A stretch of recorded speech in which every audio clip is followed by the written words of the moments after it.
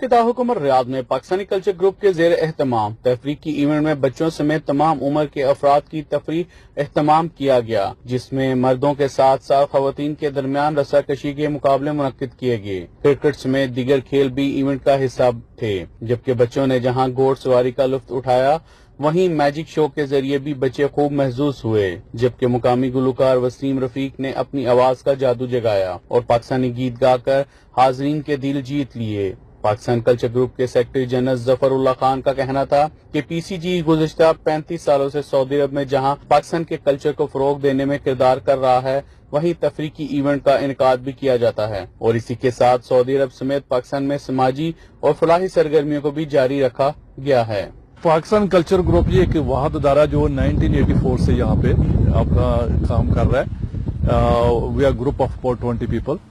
الحمدللہ اس میں ہمارے جو سعودی عربیہ میں 4 ایکٹیویٹی مین ہوتی ہے کہ یہ فیملی پکنک ہوتی ہے، ایک اینول ہم سحور کرتے ہیں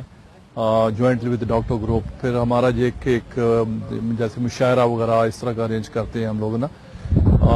اس کے علاوہ ہم نے ایک گروپ بنایا ہے جو پاکستان میں بھی کام کر رہے ہیں، جسے پاکستان کلچر گروپ میں لیڈ کر رہے ہیں، primary health from Karachi up to Peshawar.